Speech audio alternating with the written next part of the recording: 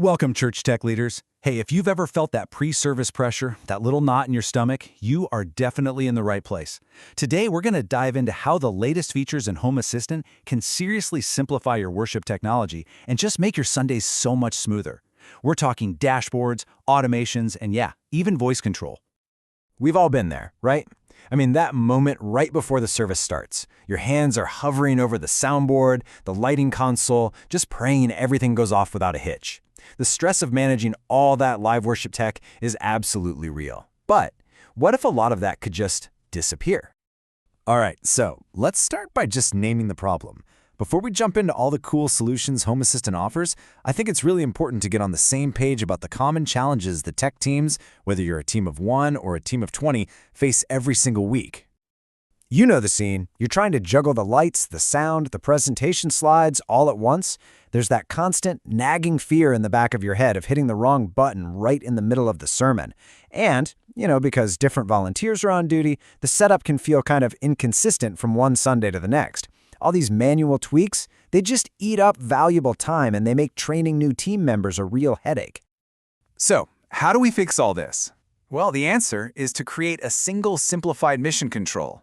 Instead of a dozen different apps and faders, just imagine one central dashboard that's designed specifically for what you need on a Sunday morning. And this is where Home Assistant's new experimental home dashboard comes in. It is the key. Think of it as your central hub for everything related to the service.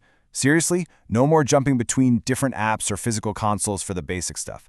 Everything you need is right here in one clean, easy-to-use interface. Now, a total game-changing feature here is the idea of area dashboards. This lets you group all your devices by their physical location. So all the stage lights go in one group, the sanctuary lights in another, and the foyer stuff in a third. This simple bit of organization pretty much eliminates the risk of accidentally turning off the pastor's mic when you really just meant to adjust the lobby music. Phew. And this is where the real power of simplicity kicks in. Look, for the live service, you don't need 50 buttons. You can pin just the critical controls as favorites right on your main screen. Imagine this. During worship, you've only got 3 buttons in front of you: stage lights, main projector, and front mics. It gives your volunteers immediate, foolproof access to what matters most, right when it matters. No guesswork. The new dashboards aren't just for pushing buttons either. They also give you incredible insight.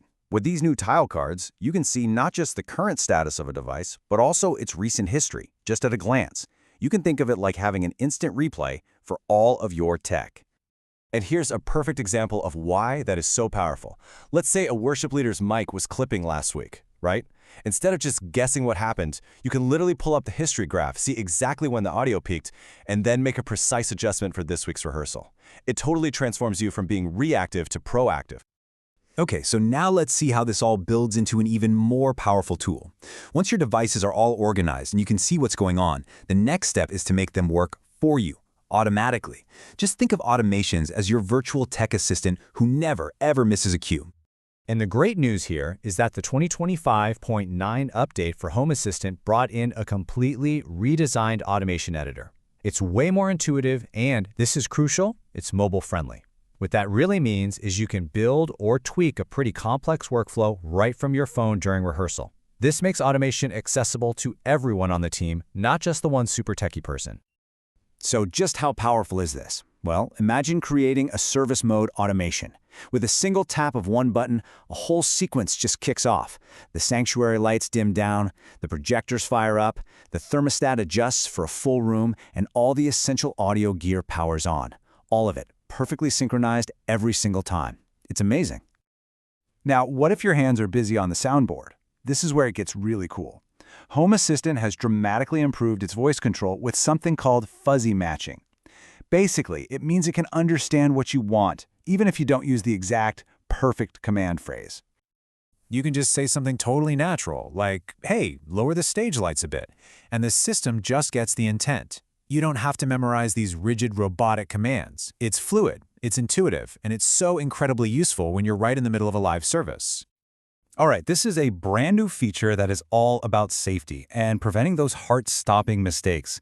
It's called an Ask Question automation. So instead of just instantly running a command, the system can actually prompt you for confirmation before it does something critical, like, say, shutting down all the main systems.